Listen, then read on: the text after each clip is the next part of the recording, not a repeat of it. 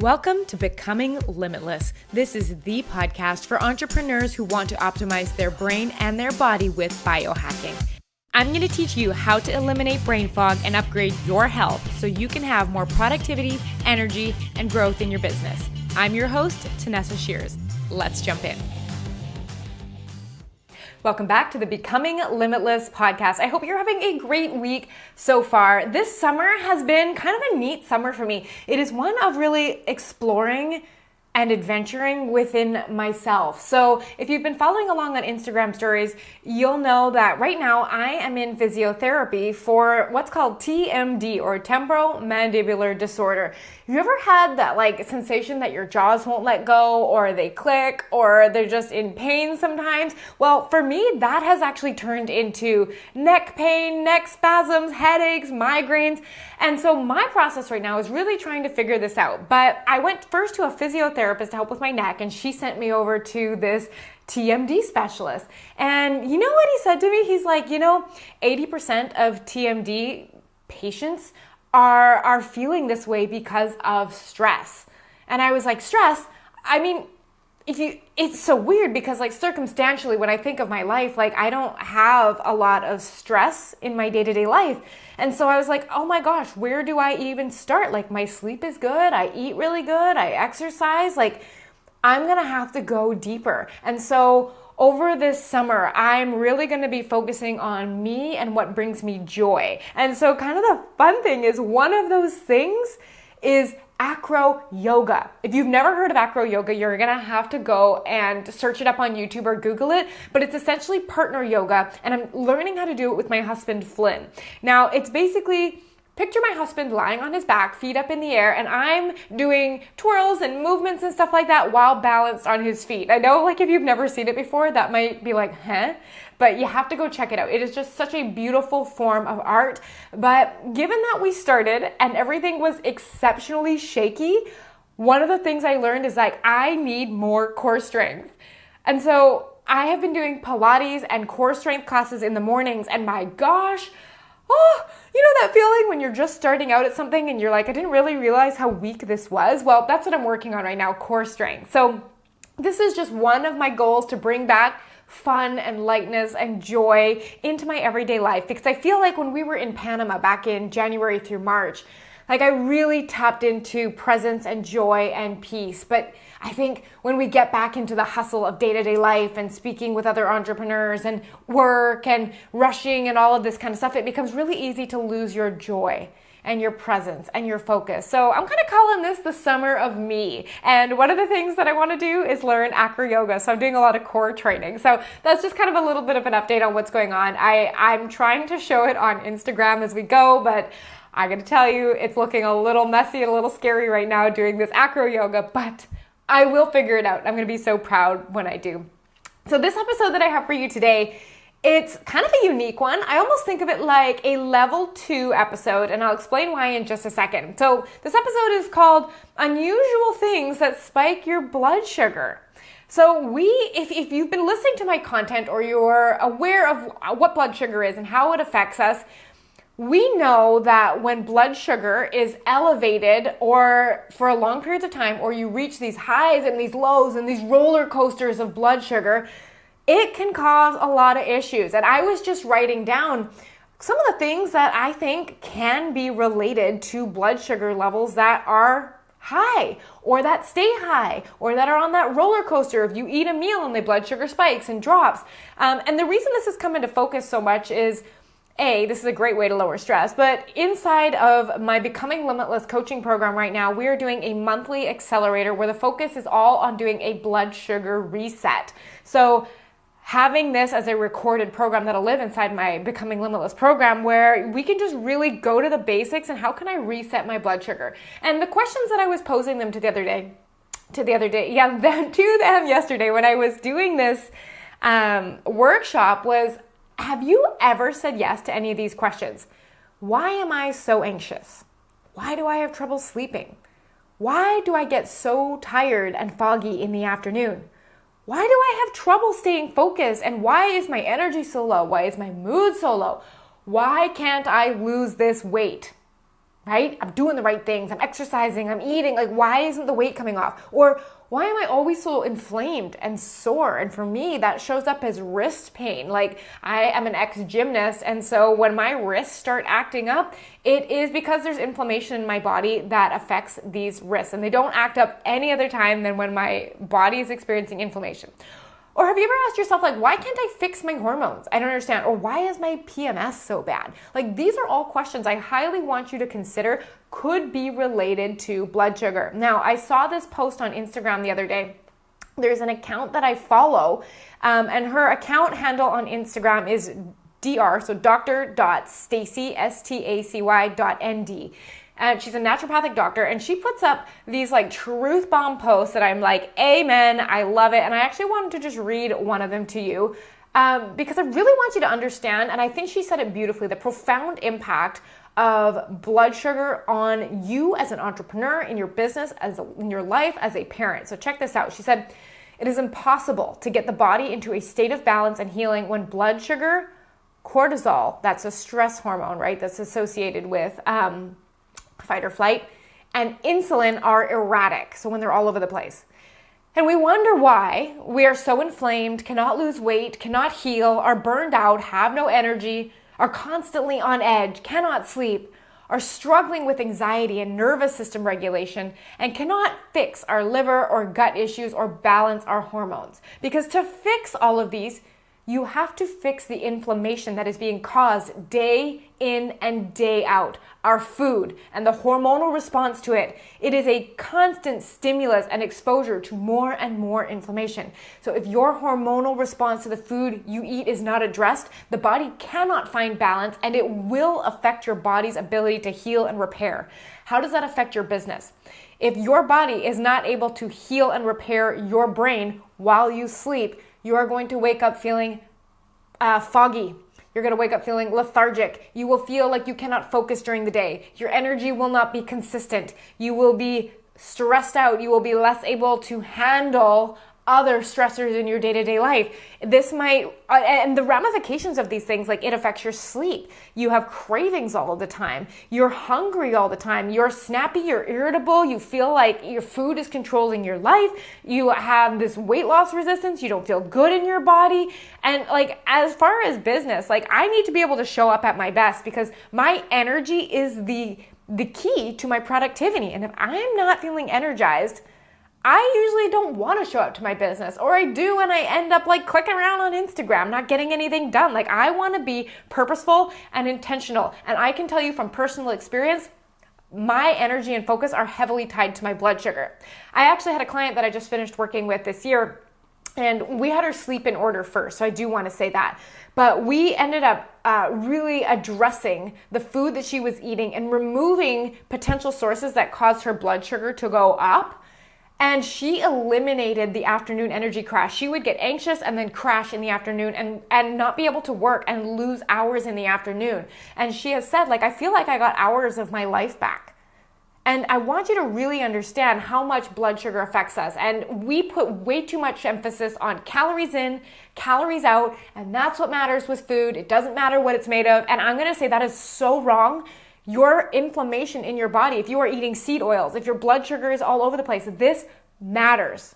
All right. And so I want to recommend to you actually 2 episodes that I've already done on this podcast. If you're at all like, what is blood sugar? How does it work? How does it affect my body on like a chemical level? Like you want to understand the science of it. 2 episodes. The first is going to be episode 5. It's called 3 Food Rules to Eliminate Brain Fog. And one of those food rules really talks about a concept called glycemic variability, basically the variability of your blood sugar and why you want to keep that stable. And a second really good episode on there, episode 24 on this podcast, no sugar, no flour, what the heck do I eat? So I go through the entire process of blood sugar, and then also addressing the question, like if you take sugar and flour out of your diet and they're inflammatory for you, what is left over? What do I eat? Because I know that's the question that I asked myself when we cut out sugar and flour in our house. So I just want to give you a very, very, very brief overview just so that you can, if you haven't heard of blood sugar before, you're not going to be completely lost in this episode. When you eat food, and primarily that is food that is carbohydrate based and is specifically low fiber, high carbohydrate based. So you're thinking things like flours, you're thinking things like sugars, you're thinking things like some fruit. These foods go through your digestive system and they break down into glucose molecules or sugar. That glucose enters your bloodstream and it shoots your blood sugar up, right? Because it enters your bloodstream, it increases the concentration of sugar in your blood. What goes up comes down. So if you eat food that causes a big increase, you are going to experience a big crash afterwards. And that is what is really associated with the inflammation, the brain fog, the fatigue, the crashes, all of that kind of stuff. But the problem is the more you are on this roller coaster of blood sugar up, blood sugar down, blood sugar up, blood sugar down, your body becomes less effective at producing, at being able to manage this blood sugar. So you have a hormone called insulin, and insulin's job is like a Pac-Man. It goes through the blood, picks up all the glucose molecules and puts them wherever they need to go. Maybe it's the liver, maybe it's the muscles, maybe it's the fat tissue, right? But the problem is when our glucose and our blood sugar levels are like all over the place all the time, your cells stop responding to insulin. They're like, I don't want to let that sugar in. I've got too much of it. You eat way too much of this blood sugar stuff. We don't need it for energy. We're good. I'm going to block you from entering the cell. And so what happens is if sugar can't get into the cell, the concentrations build up in the blood. And this is where these sustained high levels of blood sugar cause inflammation, right? They cause all of the issues I was talking about, from anxiety and mood disorders, from disrupted sleep, weight gain, inability to lose weight, hormonal issues. Oh my gosh, I could go on. So like I said, you have episode 5 and 24 if you want to talk about the nitty gritty of what foods specifically spike blood sugars more than others. And this episode specifically, I want to talk about non-food, so not related to the foods that you are eating, things that spike your blood sugar. Now, this does not necessarily mean that you shouldn't do these things, because a lot of these things have a ton of health benefits. But you do need to know that if you are eating in a way that is spiking your blood sugar, or you have insulin resistance, that's when insulin can't do its job, remember, and get the sugar into the cells. If you have insulin resistance, these things all will further exacerbate your high blood sugar, okay? Like I said, they're not all bad, but if you go and get yourself a continuous glucose monitor, which is basically something that you put on the back of your arm, it's a tiny filament that you insert just under the skin, and it feeds information to an app on your phone where you can see in live time what your blood sugar is. It's important to know these things because everyone's different, can cause perceived spikes on your blood sugar graph. And this is not something to freak out about, but I think it's really important to know and to use it as a piece of education. Because my job here is to provide you tools, right? Tools to use, education, so that you know how to make experiments and try things out within your body. So without further ado, we're going to jump into these 7 things. I'm going to give you a little bit of the science behind the things that spike your blood sugar that aren't directly related to what you are eating. So the first one, cold showers. Cold showers, they can spike your blood sugar. And let's go into a bit of the mechanism why. So you're standing in your bathroom, you walk into the shower and you turn on the cold water. Or maybe let's say you finished your warm shower and you turn the cold water on. So have you done one of those before, a cold shower? If you don't, you've got to try it at least once. It is a rush. And the reason it is a rush is because it produces adrenaline and it produces cortisol, right?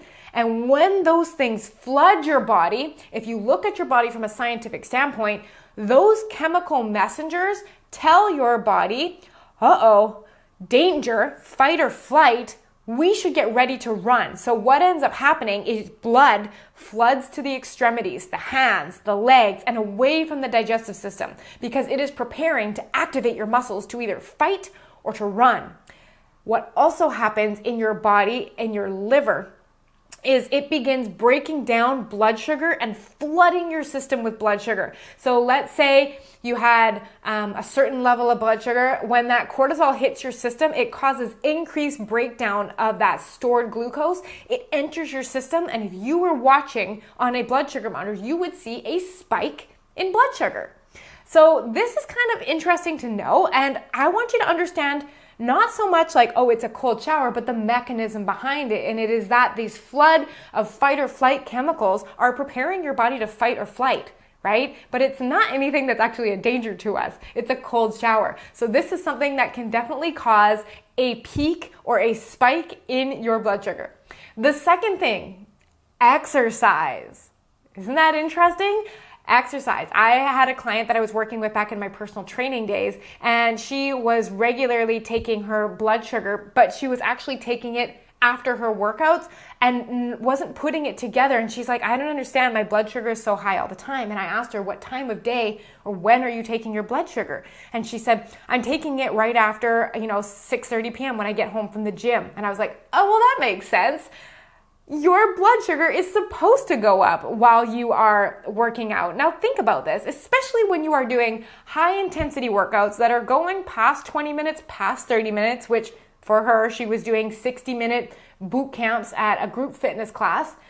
That level of intensity on your body, it requires your body to release sugar. So think about this. Inside of your muscles, you have a specific store of blood sugar. So let's just call it 100%. And when you do a workout, your muscles require the sugar that's stored in there, the glucose, in order to create energy to contract, to lift things, to do burpees, to lift weights, to run, whatever it is, right? And so it decreases the amount of sugar that's in the muscle. But for the muscle to continue going, it needs more food, right? And so what happens is you start to see an increase in blood sugar, right? Because that's either from fat being converted into sugar so your muscles can use it, or it's that blood sugar breaking down again from the liver because your body was flooded with stress hormones and cortisol and adrenaline, and that's totally normal because when you work your body, it is a stressor. Notice the theme here. Stressors, they cause your body to increase blood sugar. All right, so exercise. And of course, that is going to be directly dependent on exercise length and exercise intensity. Will a 15-minute low-intensity yoga class or stretch do it? Probably not. Will a 30-minute spin class do it? Probably. Will a 40-minute intense weightlifting session do it? Probably. So these are all things that can, in the moment, if you're watching your blood sugar, cause it to see an increase or a bump. The third thing is something called the dawn phenomenon. So let's use my circadian rhythm as an example. So I wake up about 5:30 in the morning, pretty consistently within 5 or 10 minutes. And I feel relatively alert when I wake up. The reason for that is because in the hour window to half an hour window before I wake up, my body releases A, cortisol, that's that stress hormone, and B, blood sugar in the morning to wake me up and have me feel energized for the day. And because I am waking up as blood sugar is slowly increasing, as cortisol is slowly increasing, that is why at the beginning of the day, you theoretically have your most energy. So notice the theme here again. Cortisol increases and blood sugar increases. These are actually good things. This is not something we want to get rid of. If you don't have a cortisol increase in the morning, you will feel exhausted when you wake up. If you sleep way past your cortisol peak in the morning, you will feel tired in the morning. If you get up before your cortisol peak in the morning, you will feel tired. You will not feel like you're waking up with that natural rise in blood sugar and cortisol. Now, how do you know if you're waking up in time or not? Ask yourself how you feel in the morning, right? A lot of this has to do with how consistent you are with your sleep-wake rhythm. Right? If you are going to bed within an hour window and waking up within an hour window, you'll be really familiar with that feeling. But if you're constantly going to bed 3 hours late, waking up early, going to bed late, like you're constantly fluctuating those rhythms and those times, your body's going to be like, I have no idea what time you are trying to wake up at. And so I'm just going to guess. Let's go with it. We're going to do cortisol at this time. And if it works for you, I can't tell what your pattern is. Like that's literally what your body is saying to you. So if you are one of those people that are waking up feeling exhausted all the time, this can be two things. I mean, it could be a lot of things, but if we're talking blood sugar, it's either that you are missing your cortisol rhythm wake up time, either too late or too early, or your body is so exhausted from all of the stress that you are under that it's just not even producing cortisol at all. And that's when we get into this conversation about adrenal fatigue. Okay, so far we've covered cold showers, exercise, this dawn phenomenon in the morning. The fourth one is being stressed out. Notice the theme, right? Do we hear this? So when you are under stress, and it can be a ton of different types of stress. It can be physical stress, right? Like you are injured, you are recovering from surgery, you did a very hard workout, right? Like all of these are types of physical stress that can cause your body to experience stress. Then there's emotional stress, right? This is if you are having a fight with your partner, if you are worried about business revenue, if you had a team member quit, if you're like any stuff that can happen inside of our business and our life, our kids get sick, all of those things, we know what emotional stress is. The third type of stress is actually called a chemical stressor. Now, this can be things like being ill or sick. This can be high blood sugar, stressing out your body. And this can be anything like drugs, alcohol, the food you eat, the chemical rancid oils that you are eating to cause inflammation. All of these things can stress out your body. But for the purpose of this, I really want you to dial this into thinking too much exercise or emotional stress, right? Because obviously alcohol, drugs, being sick, all those things are going to cause stress as well. But the same thing, when you get that fight or flight response, when your body is in a state of stress, you release cortisol and adrenaline and it increases blood sugar. So one of the most ideal ways to bring your blood sugar down is to deal with your stress, right? It's so interesting. You think about our medical system today, and let's just take diabetes as an example. And I'm not a doctor, but if I go into the doctor's office and I have diabetes and my problem is I have blood sugar that is too high and insulin that's not doing its job, it does not make sense to then pump more insulin into my system to try to override the cell's signal, right? Like just shove that glucose in.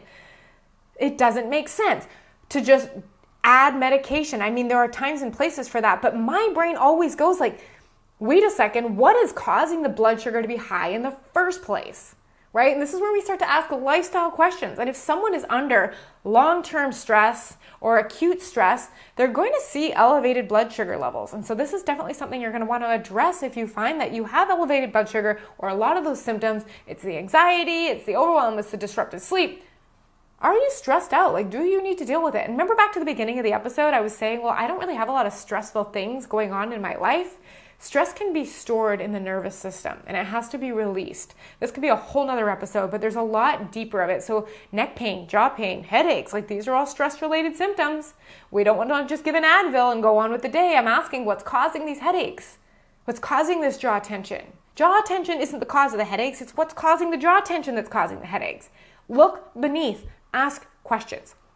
All right, the fifth one that can cause an increase in blood sugar is fragmented or disrupted sleep. Now, I'm going to give you a really good example of fragmented sleep. So if any of you ever had kids, you know that you're up every 2 hours, 3 hours during the night, especially when they're newborns, right? That is the definition of fragmented or disrupted sleep. It is sleep that is broken into tiny pieces. But it doesn't just have to be kids that cause it. I have clients that have partners that snore. I have clients that have dogs that sleep in the bed that wake them up frequently. I have clients that have hormonal issues and they wake up in the middle of the night multiple times per night, or stress out clients that wake up and can't get back to sleep, right? And so they end up getting up and eating during the night and they look at their phone and all of these things. Like this broken and fragmented sleep can decrease the effectiveness of insulin by 20 to 40%. So insulin, remember, was the hormone that helps the blood sugar come back down and get into its cells. Well, if insulin's not doing its job, blood sugar stays higher longer. And this means inflammation. Now, I did an episode, I'm just going to look it up really quick, but I did an episode on the podcast and it was called, it's episode 57, Where to Start with Fat Loss, My Secret Weapon Revealed. And this episode is all about how fragmented sleep and actually getting really good sleep can be one of the best tools in your fat loss arsenal because of how it affects your blood sugar. So episode 57, go check that out if you're like in this kind of no man's land with fat loss right now, but you know your sleep isn't as good as it could be. This episode will help piece everything together. Now, we want to make sure that we are consolidating our sleep, because if insulin can't do its job, blood sugar stays high. So we're wanting to watch for our sleep affecting blood sugar. And this is why I say sleep is free. You're doing it anyway. It has the biggest effect on all other areas of your health. It makes it easier to eat well. It affects your blood sugar. It makes your exercise more effective. You're recovering from it. It helps with your emotional management. Like, I'm going to say it for the rest of my life. Sleep is one of the most important things you can do, if not the most important thing for your energy and your health. Okay, you guys, we're going on to our last two now.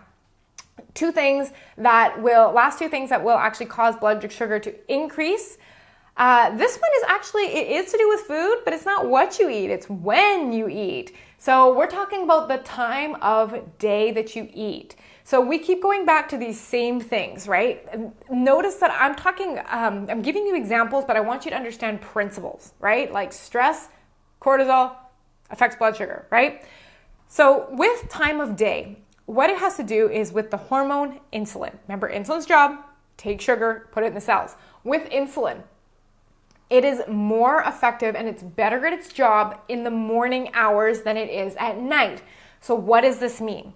If I give you a banana and you eat it in the morning, like 8 a.m., your body is going to more effectively deal with that blood sugar than it is in the evening. If you eat that same banana, the same amount, but you eat it at 8 p.m. at night instead, insulin does not do as good of a job. And so what that means is basically you want to be conscious of what you are eating when. So if you are setting up at dinner and it is a pasta meal with tomato sauce and bread and all of that kind of stuff, and you throw some alcohol in there, your blood sugar is going to go through the roof. And we've all experienced it. We even had pizza night with our family the other night to celebrate my 2-year-old's birthday. I can't believe the baby is 2, by the way. When did that happen? But I noticed right away, first of all, I felt exhausted, foggy. I wanted to take a nap. Like, these are all such good signs that I just jumped on that blood sugar roller coaster, right? I ate the food, blood sugar went up, and it went back down. That fatigue, that energy crash, these things aren't normal. If you're eating food that is good for your body, does it mean we never eat it? No. But does it mean that I want to eat like that on a regular basis? No. I don't like feeling like that. I felt bloated, lethargic, tired, foggy, cranky. My sleep was a mess that night because my blood sugar wasn't handled effectively. So at night, be more conscious of the type of carbohydrate you choose. Notice I did not say any carbohydrates, because there are certain carbohydrates that can actually help you sleep better, right? Because when we eat carbohydrates, it releases a neurotransmitter called serotonin, and serotonin is then made into melatonin, and melatonin is needed to sleep. So you do need some carbohydrates, but I always like to make sure they're packed with protein, there's fiber with it, there's fat with it to help mitigate the blood sugar response. I choose things like sweet potatoes, I choose smaller amounts of rice at dinner, I choose fibrous veggies at dinner. When I'm not choosing, pasta. When I'm not choosing at night, bread, unless I know I want my sleep disrupted and the effects of poor managed glucose at night. Last one, dehydration. So how many of us right now listening to this do you feel like you've gotten enough water for the day? I know for me, I'm always very conscious. Even when I'm recording this episode right now, I've got a glass of water beside me at all times, and it is always full. And I'm making sure that I'm constantly drinking water, because I know how important not only it is for my energy, my focus, and my body, but when you dehydrate your body and do not drink enough water, not only do you feel like a zombie trying to focus during the day, but when your blood volume decreases because you don't have enough water, so you don't have enough fluid in the blood, the sugar that's already in there takes up more and is more concentrated. Does this make sense? So if you have an existing amount of blood sugar, but you lower the amount of fluid, so by dehydrating yourself, you will actually concentrate that glucose and see spikes. So we want to make sure that we're hydrated during the day. There was a really easy tip that I like to follow. Super easy. For the first 10 hours of the day, I think it was. This is an Andrew Huberman tip. He's a neuroscientist out of Stanford. I love his stuff. For the first 10 hours of the day, drink an average of 8 ounces of water a day. Does this mean drink 8 ounces on the hour, every hour. No, this means an average of 8 ounces, give or take. If you're a small human, do less. If you're a big human, do more. But you want to do an average of 8 ounces of water every hour for the first 10 hours of your day. And then after that, minimal water. And this will actually help with wake-ups at night, which will help with your sleep consolidation, which kind of feeds back into the 5th idea that we talked about, not waking up at night. So those are the 7 unusual, not food-related things that spike your blood sugar. I'm going to review them really quick. Cold showers, exercise, the dawn phenomenon in the morning, stress, fragmented or disrupted sleep, the time of day you eat the carbohydrate, and dehydration. Like, these are all things that are going to impact your blood sugar levels. And the goal is not to ever not have fluctuations. The goal is to keep blood sugar as stable as possible within a range, and to keep that insulin low. And the way we keep that insulin low is by not spiking our blood sugar so high that it drops back down and then back up and then back down. So I hope this has been a very helpful episode. Heck, if you're here all the way at the end of this episode, I would bet that you probably found value in this episode. You're learning something new. You're finding that it's insightful and maybe even a little interesting and fun. So if that is you, could you do me a favor? Could you review the podcast on iTunes or Spotify? All you have to do, just give it an honest review. I would love to hear your feedback. Is this helpful? Does it help you make better decisions in your health? And does it give you more energy in your business? I would love a review from you, because really, I know you'll hear this at the end of every podcast that people say, but the reviews actually help push the podcast out to a greater audience. And I would love to be able to help more entrepreneurs just like you with their health. So I hope that this has been interesting. I hope that this expands on your blood sugar knowledge, and so that you can continue to develop your awareness of health and all the things that go into being a wonderful business owner and a parent and a family member and just a human, right? So I hope that you have a beautiful week, and I am so excited to talk to you next time. Bye. Want to know more about the Becoming Limitless program? Everything you need to know is linked in the description. You can head to my website at tanessashears.com to learn all about the program. Or if you're not ready to work together yet, you can check out my free podcast, Becoming Limitless. It's the go-to podcast for entrepreneurs who want to optimize their brain and their body with biohacking.